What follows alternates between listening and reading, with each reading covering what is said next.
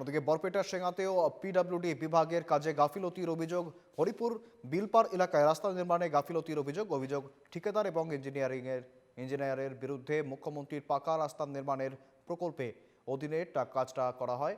এলাকায় শামীম পাঠক নামে এক ঠিকাদার 50 লক্ষ টাকা খরচ সাপেক্ষে রাস্তা নির্মাণের কন্ট্রাক্ট পান। রাস্তার দুই ধার ভালো করে বাঁধানো হয়নি, অভিযোগ স্থানীয়দের। বিভাগীয় কর্তৃপক্ষের দৃষ্টি আকর্ষণ করতে চাইছেন স্থানীয়রা।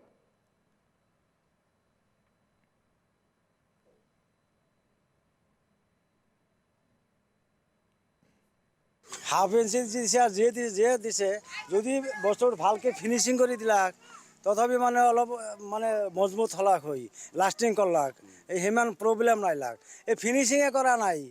একে গাড়ি দি মানে হিল ফেলে গেছে আর এক গাড়ি দিয়ে একবারে মানে গেছে গুছি একবারে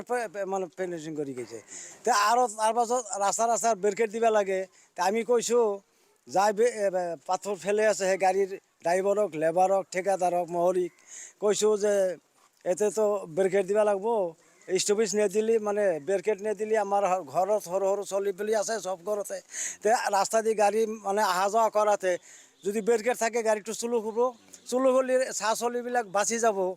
সাইড বামত মাটি ফেলা নাই তাই এইটো ফিনিচিং কৰলাকে কালি এই পাথৰটো কালিয়ে কৰলা কালি মানে দিনৰ পৰা আৰম্ভ কৰিছিল সন্ধ্যাৰ পৰা আৰম্ভ কৰাতে ৰাতি হৈ গৈছিল আমার মতে তো একদম বেয়া হয়েছে ভালে হওয়া নাই কারণ